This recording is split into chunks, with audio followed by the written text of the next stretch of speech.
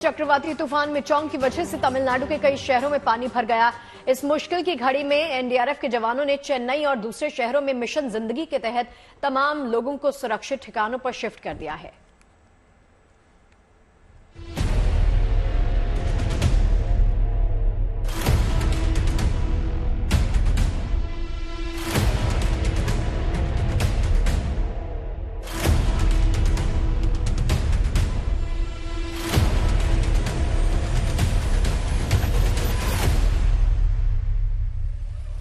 जब आसमान से आफत की बारिश हुई तो एनडीआरएफ के इन जवानों ने अपने हौसले से कुदरत की चुनौतियों का सामना किया।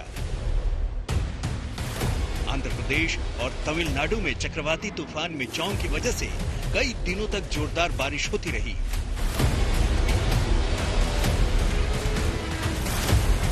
अब बारिश का सिलसिला तो थम गया है, लेकिन चुनौतियां अब भी कम नहीं है।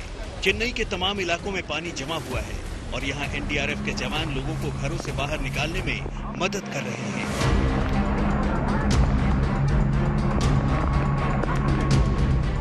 कुछ इलाकों में तेज बारिश की वजह से कई फीट पानी जमा हो गया है। जहाँ एनडीआरएफ के जवान पैदल नहीं जा पा रहे हैं, वहाँ बोट का सहारा लिया जा रहा है।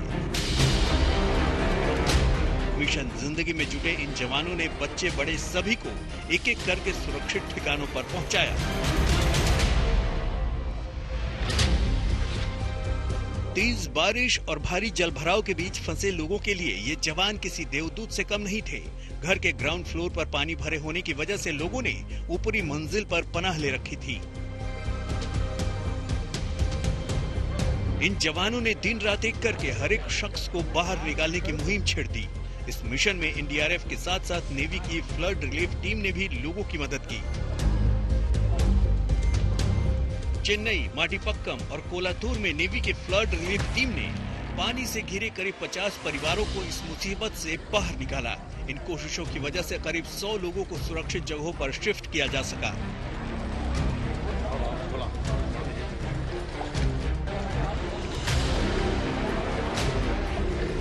चेन्नई में तूफान का असर कम हो गया है, बारिश का सिलसिला थम गया है और धीरे धीरे जिंदगी पटरी पर लौट रही है, लेकिन जलभराव ने अब भी गाड़ियों की रफ्तार धीमी कर रखी है। चेन्नई सिटी में बारिश बिल्कुल रुक चुकी है, लेकिन अभी भी वाटर लॉगिंग की कंसर्न्स है कई सारी जगहों पे। अभी इस वक्त हम वेलेचेरी में हूँ। जैसे आपको पता है मंडे बहुत तेज बारिश हो रही थी, पूरी दिन बारिश थी और उसी वजह से वाटर लेवल रोड्स और घर में बहुत हाई लेवल पे थी। अभी भी वाटर लॉगिंग का प्रॉब्लम है।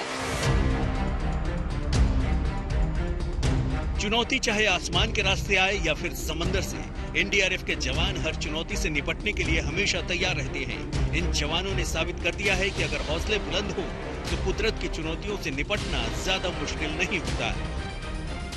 चेन्नई से शिवी के साथ report good news today. Ramlala की प्रतिमा का चयन 20 दिसंबर तक कर लिया जाएगा और चयन की गई मूर्ति की ही गर्भगृह में प्राण प्रतिष्ठा होगी।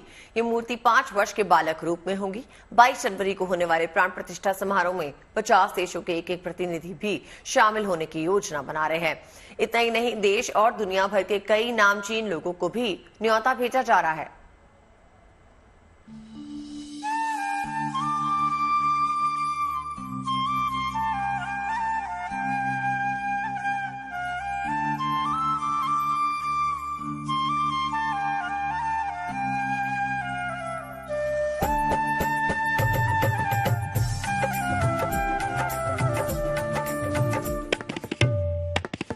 जैसे जैसे 22 जनवरी 2024 का वक्त नजदीक आ रहा है, वैसे वैसे श्री राम भक्तों का उत्साह बढ़ता जा रहा है। इस पूरे आयोजन को भव्य और दिव्य बनाने की तैयारी जोर शोर से चल रही है। कोशिश की जा रही है कि दुनिया के 50 से ज्यादा देशों के लोग प्रभु श्री राम के मंदिर में प्राण प्रतिष्ठा के गवाह बने। राम की नगरी अयोध्या में मंदिर का निर्माण आखिरी चरण में है। भगवान राम की मूर्ति को भी फिनिशिंग टच दिया जा रहा है। रामलला के मंदिर में 5 साल के बालक की 4 फीट 3 इंच की प्रतिमा स्थापित की जाएगी। श्री राम की 3 मूर्तियां बनाई जा रही हैं। जो अलग अलग 3 तरह के पत्थरों से बन रही है और 3 अलग अलग कारीगर बना रहे हैं। 20 दिसंबर को मूर्ति के तैयार होने के बाद इन तीनों मूर्तियों में से एक का चुनाव किया जाएगा और ग्राउंड फ्लोर के गर्भगृह में स्थापित किया जाएगा। बाल रूप की पत्थर की खड़ी प्रतिमा 4 फीट 3 इंच, ये अयोध्या में 3 स्थानों पर बनाई जा रही है। 3 कारीगर 3 अलग अलग पत्थरों में बना रहे हैं। भगवान जिस किसी के हाथ को स्वीकार कर ले। ये पत्थर की प्रतिमाएं लगभग तैयार है, 90% तक तैयार है। 1 सप्ताह का फिनिशिंग वर्क बाकी है। रामलला का विग्रह पूर्णता की ओर है और जल्द ही प्राण प्रतिष्ठा के लिए पूजा पाठ आरंभ होगा। इसके लिए यज्ञशाला का निर्माण शुरू हो गया है। प्राण प्रतिष्ठा के मौके पर पूरे देश से 4000 संतों को आमंत्रित करने की योजना है। इसके अलावा 2000 गृहस्थों के साथ समाज के कई गण्यमान्य लोगों को भी निमंत्रित किया जाएगा। जीवन के सभी अंग हैं, खेल जगत है, वैज्ञानिक हैं, सैनिक हैं, प्रशासन पुलिस के अधिकारी हैं, जजेस हैं, अधिवक्तागण हैं, मीडिया हाउसेस हैं, उद्योग जगत है और कवि, लेखक, अन्य इतिहासकार, साहित्यकार, हुतात्मा परिवार, बहुत सी 18 प्रकार की कैटेगरीज हैं। देश दुनिया के, भारत के बाहर कोशिश की जा रही है 50 देशों से एक रिप्रेजेंटेटिव जरूर आ जाए। 22 जनवरी को प्रधानमंत्री नरेंद्र मोदी के हाथों रामलला की मूर्ति की प्राण प्रतिष्ठा होनी है। इस खास अवसर को दिव्य बनाने के लिए कई टीमें दिन रात काम कर रही हैं। Bureau report, good news today. Ramlala का भव्य मंदिर अयोध्या में आकार ले रहा है। रामलला की प्राण प्रतिष्ठा में महज 47 दिनों का वक्त बाकी है, लेकिन अयोध्या में अभी से रामधुन में नजर आने लगी है। राम मंदिर में भगवान की प्राण प्रतिष्ठा के लिए देश भर से साधु संतों को न्योता दिया जा रहा है। लाखों भक्त जनवरी में होने वाले प्राण प्रतिष्ठा कार्यक्रम में पहुंचने वाले हैं। प्राण प्रतिष्ठा के लिए राम मंदिर परिसर में मंडप और हवन कुंड भी बनाए जा रहे हैं, जिसमें 16 जनवरी से विधि विधान के साथ प्राण प्रतिष्ठा का कार्यक्रम शुरू हो जाएगा।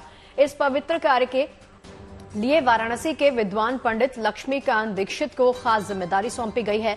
उधर अहमदाबाद में मंदिर के लिए भव्य ध्वज स्तंभ बनाया जा रहा है। आपके सामने देखिए 7 तस्वीरें, और 7 तस्वीरें बता रही हैं कि कैसे देश प्राण प्रतिष्ठा से पहले ही राम की धुन में लगातार मग्न हो चुका है।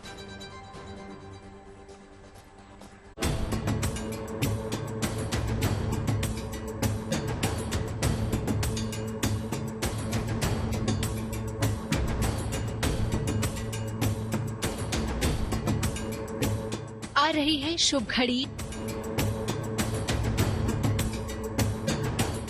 जब अयोध्या में विराजेंगे अवध बिहारी।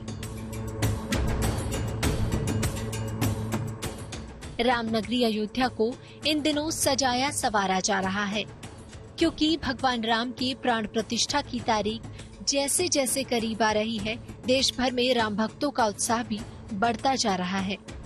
उस पल का पूरे देश को बेसब्री से इंतजार है जब अयोध्या में पूरे विधि विधान के साथ भगवान राम भव्य राम मंदिर में विराजेंगे। ये वो पल होगा जब पूरी दुनिया की निगाहें अयोध्या पर होंगी, क्योंकि भगवान राम का वनवास अब खत्म होने वाला है। यही नहीं, प्राण प्रतिष्ठा का कार्यक्रम भी ऐतिहासिक होगा, जिसकी झलकियां अभी से नजर आने लगी हैं। इसके लिए वाराणसी के विद्वान पंडित लक्ष्मीकांत दीक्षित को खास जिम्मेदारी दी गई है, जिनकी देखरेख में ही प्राण प्रतिष्ठा का पूरा कार्यक्रम संपन्न होगा। मंदिर के सामने एक बहुत बड़ा परिसर है, वहाँ पर वो जगह निश्चित की गई है, तो उसमें 2 मंडप बनेंगे। 45 हाथ के 2 मंडप बनने वाले हैं। तो उस भूमि का निर्धारण हो चुका है, कारीगर आ चुके हैं। बांस बल्ली जो विधि विधान बतलाया गया है जिस मंडप बनने का, वो कार्यक्रम वहाँ अभी शुरू हो चुका है। अब कुछ ही दिनों में कुंड भी बनने शुरू होंगे। अभी मंडप का जो बाहरी ढांचा है वो बनना शुरू हो गया है, और जो प्रकार की पूजा पाठ वहाँ होगी उस प्रकार का निर्देश दिया गया है, और वो काम प्रारंभ हो चुका है, जो हमारे अंदाज से 10 जनवरी तक संपूर्ण कर लिया जाएगा। रामलला की प्राण प्रतिष्ठा के लिए राम मंदिर परिसर में ही 2 मंडपम भी बनाए जा रहे हैं, जिसमें विधि विधान से हवन और पूजन का कार्यक्रम होगा। एक मंडप में गणेश पूजन से लेकर के जितना भी हवन होम इत्यादि है, सारा राम जी का पूजन वगैरह वहीं पर होगा। और दूसरा एक छोटा मंडप बनाया गया है जिसमें कि भगवान का जो विग्रह है उसके जो संस्कार किए जाने हैं, जिसमें कि उनका 100 कलशों से स्नान है, अन्न में उनको बिठाना है, अन्नादिवास जिसको बोलते हैं, जलादिवास जल में बिठाना है, ये सब काम उस दूसरे छोटे मंडप में होंगे। तो ये 2 मंडप वहाँ बन रहे हैं। खास बात है कि राम मंदिर में प्राण प्रतिष्ठा के लिए पूजा पाठ 16 जनवरी से ही शुरू हो जाएंगे, जिसमें सरयू पूजन और मूर्तियों का संस्कार किया जाएगा और ये कार्यक्रम 21 जनवरी तक चलेगा, जिसके बाद 22 जनवरी को भव्य राम मंदिर में रामलला की प्राण प्रतिष्ठा होगी। 16 तारीख से ये कार्यक्रम प्रारंभ होगा।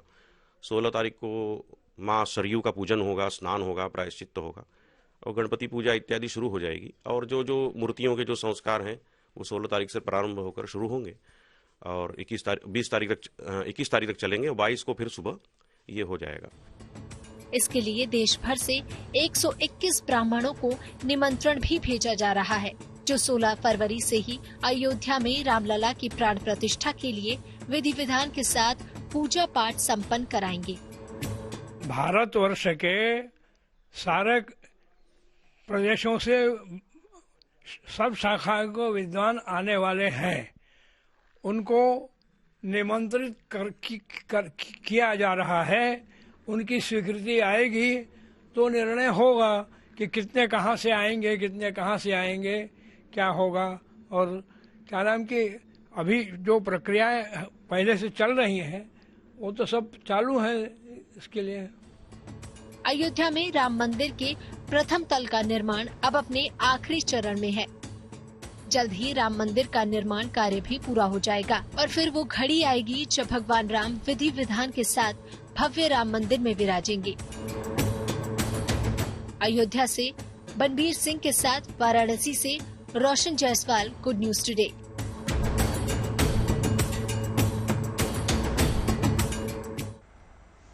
रामलला की प्राण प्रतिष्ठा में महज अब 47 दिन शेष रह गए हैं, लिहाजा तैयारियां तेजी से चल रही हैं। साथ ही अभी से भक्तों का जमावड़ा रामनगरी में लगने लगा है।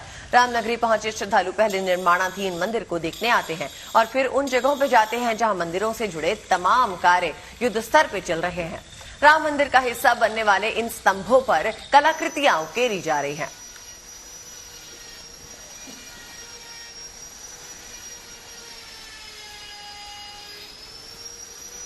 बहुत बढ़िया जश्न होने वाला बाबा ये कोई बहुत मोटा है जश्न, छोटा नहीं है, बहुत बड़ा होने वाला है जश्न अपना। लोग कहाँ कहाँ से आएंगे और दर्शन के लिए लाइनें लगेगी। जो उधर है ना 6-8 घंटा बिना नंबर नहीं लगेगा दर्शन के में भी, वो भी ध्यान रखना आप। पूरा इंडिया जानता है कि जो कोई काम कितने पुराना जो काम रुका हुआ था वो काम अब भी पूरा होने वाला है। मेरे को ये सब देख के अच्छा लगता है। अब देखिए, प्राण प्रतिष्ठा समारोह के लिए लोगों को निमंत्रण भेजे जा रहे हैं। धार्मिक अनुष्ठान से जुड़े कार्यों को रूपरेखा तैयार की जा रही है। इसी बीच गुजरात के अहमदाबाद में राम मंदिर के लिए 7 ध्वज स्तंभों का निर्माण भी जोर शोर से लगातार आगे बढ़ रहा है।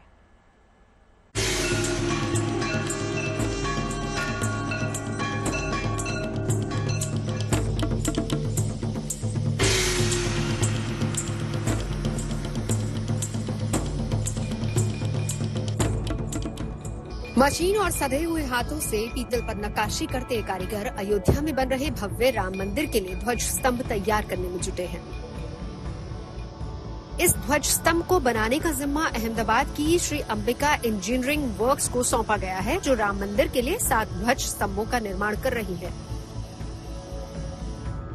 बताया जा रहा है कि श्री राम मंदिर के शिखर पर 44 फीट लंबाई वाले नागर शैली में बन रहे इस ध्वज स्तंभ को लगाया जाएगा, जिसका वजन करीब 5500 किलोग्राम होगा। इस ध्वज स्तंभ के अलावा मंदिर परिसर में 6 और ध्वज दंड भी अहमदाबाद में ही बनाए जा रहे हैं। फिलहाल जो ध्वजदंड आप देख रहे हैं ये मंदिर का जो मुख्य भाग होगा उसके ऊपर प्रस्थापित किया जाएगा। और इसी ध्वज दंड को लेकर हम भरत भाई मेवाड़ा से भी बात करते हैं। भरत भाई, क्या खासियत है इसकी, क्योंकि जब मंदिर बनता है तो एक ध्वजा भी लहराई जाती है और उसको लेकर भी लोग उसके दर्शन करते हैं, और शायद वहां तक तो बहुत कम लोग पहुंच पाते हैं, पर आज ये ध्वजदंड बन रहा है। कितना बड़ा मौका आपके लिए भी, और क्या इसकी खासियत है? हम भी बहुत खुश है कि हमें ये मौका मिला कि भगवान श्री राम का जो मेन ध्वजदंड है वो मेरी फैक्ट्री में बन रहा है। साथ ही झूमर और पंखों के लिए कड़े पीतल से ही बनाए जा रहे हैं। ध्वजदंड के अलावा भी कुछ जो दरवाजे, 42 दरवाजे राम मंदिर में लगने हैं। बात कर लेते हैं ऐसी लव स्टोरी की जिसकी शुरुआत कई साल पहले दो अलग अलग मुल्कों में हुई थी। लड़का हिंदुस्तान में था और लड़की पाकिस्तान में। लड़के की नजर लड़की की तस्वीर पर पड़ी। बस लड़के ने तय कर लिया कि शादी करूंगा तो इसी लड़की के साथ करूंगा। लेकिन लड़का ये भूल गया कि सरहद पार के प्यार में कितनी चुनौतियां उसके रास्ते में आने वाली थी। सो प्यार और इकरार के बाद अब लंबे इंतजार की बारी थी। 5 साल से अपने भारतीय मंगेतर से शादी का इंतजार कर रही जावेरिया कल वाघा बॉर्डर के रास्ते भारत पहुंची और समीर उनके स्वागत में बाहें फैलाए खड़े थे। समीर के साथ उनके परिवार वाले भी मौजूद थे। कराची से होने वाली दुल्हन के आते ही समीर के घर में शादी का जोरदार जश्न की तैयारियां शुरू हो गई हैं। जावेरिया से मिलने और शादी की खुशी के बीच में समीर बार बार सरकार का शुक्रिया अदा कर रहे हैं।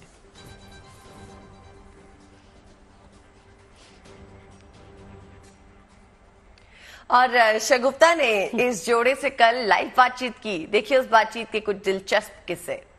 पल भर ठहर जाओ, दिन ये गुजर जाए, कैसे तुम्हें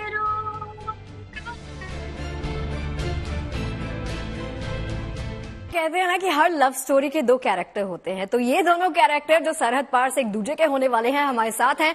सरहद पार वाले प्यार की इस कहानी के दोनों पात्र मेरे साथ हैं, जावेरिया और समीर। आप दोनों का भी बहुत बहुत स्वागत है। इनकी कहानी तो हमने आपको सुना दी, लेकिन समीर और जावेरिया ने इस कहानी को जिया है, तो आइए उन्हीं की जुबानी सुन लेते हैं, उनकी दास्तां इश्क। अच्छा, मुझे ये बताओ कि सबसे पहले जो आपने प्रपोजल दिया था समीर, मुझे वो बताओ मुझे, क्योंकि अभी जहन में ना एक गाना आ रहा है। वो गाना सुना आपने?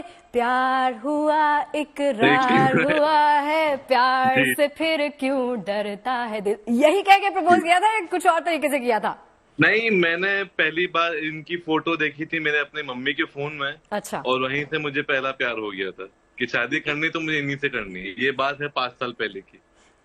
अच्छा, तो आपने बाइट कही ना कि मेरा सपना था, मैं शादी के लिए ही पैदा हुआ हूँ, शादी ही करना चाहता हूँ। मेरा बचपन से सपना रहा है शादी करना, तो मेरा सपना सच होने जा रहा है। अच्छा, ड्रीम कम ट्रू होने जा रहा है। आई एम श्योर कि वेडिंग भी ड्रीम कम ट्रू होगी। जावेरिया से जानना चाहूंगी, जावेरिया कैसा लग रहा है यहाँ पर आकर? फाइनली आपने जो 5 साल का इंतजार किया ना, वो 5 साल का इंतजार पूरा हुआ और फाइनली आप यहाँ पर आ गए हैं। How excited are you? बहुत अच्छा फील कर रही हूँ। मतलब शुरू में वीजा, क्योंकि रिजेक्शंस की वजह से तो काफी अनएक्सपेक्टेड था ये वीजा इस दफा मिलना। तो बस वो इतने शॉर्ट टाइम में तैयारियां वगैरह सब की हैं और इतना ट्रिप वगैरह हुआ है, तो यहाँ आई हूँ, मुझे इतना प्यार मिल रहा है। मतलब मैं गेट से एंटर हुई हूँ, तो बहुत बहुत अच्छा एक्सपीरियंस है। अच्छा समीर, ये बताइए कि देखिए, चूंकि शादी का मामला है ना, शादी के टाइम पे म्यूजिक होना चाहिए, ढोल नगाड़े होने चाहिए, नाच गाना होना चाहिए, क्योंकि मैं पंजाबी हूँ तो मेरे को नाच गाना और म्यूजिक बहुत पसंद है। आपकी शादी है, आप दोनों की शादी है, तो एक गाना तो होना चाहिए दोनों की तरफ से। समीर, पहले आपकी बारी। एक गाना होना चाहिए? हाँ बिल्कुल, गाना तो यार, शादी है तो शादी का मौका है, शादी वाला घर है, गाना तो गाना पड़ेगा। गाना मुझे गाना पड़ेगा, मैं इतना अच्छा गाना गाता नहीं हूँ, लेकिन मैं भी नहीं गाती, कोई बात नहीं। जानम देख लो मिट गई दूरियां, मैं यहाँ हूँ, यहाँ हूँ, यहाँ हूँ, यहाँ। क्या बात है, वीर ज़ारा की याद करवा दी आपने मुझे। और ये एप्ट गाना, एकदम अच्छा गाना आपने ढूंढ कर निकाला है जावेरिया के लिए। जावेरिया, अगर आपको एक गाना गाना पड़े, आप एक गाना डेडिकेट करना चाहे समीर को, तो वो कौन सा होगा? अभी ना जाओ छोड़कर कि दिल भी भरा नहीं, अभी अभी तो आए हो,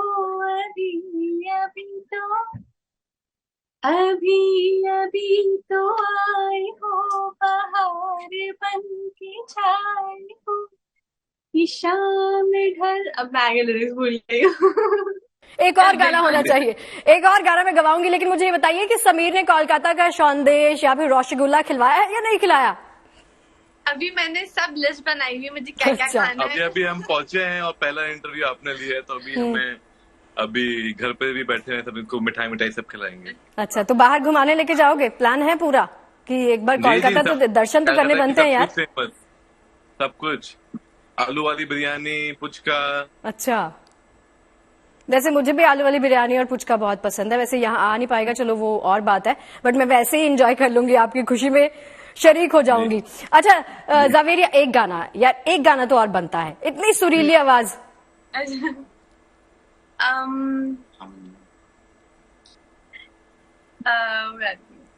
पल भर ठहर जाओ, दिन ये गुजर जाए, कैसे तुम्हें रोका करूं, लग जा गले। मेरा फेवरेट गाना ही है इसका। हंसी रात हो न हो, इस जन्म मुलाकात हो न हो। शौक तो बहुत है गानों का। वहाँ पे अरिजीत सिंह जो है हमारे इंडियन सिंगर, उनको बहुत पसंद किया जाता है वहाँ पे। तो बहुत सारे शौकीन तो सब है गानों के, मूवीज के। चलिए, बहुत बहुत शुक्रिया, और मेरी तरफ से और हमारी पूरी टीम की तरफ से आपको ढेरों शुभकामनाएं आपकी शादी के लिए। बहुत अच्छा लगा आपसे बात करके, धन्यवाद। Thank you so much. और चलिए, इसी के साथ पहुंच गए हैं लंच टाइम के अंतिम पड़ाव पर। यहाँ पर आपको दिखाएंगे किसी महान शख्सियत के कहे विचार। पूर्व प्रधानमंत्री अटल बिहारी वाजपेयी ने कहा है, विजय और हार हमारे जीवन का एक हिस्सा है, जिसे हमें समानता के साथ देखना चाहिए।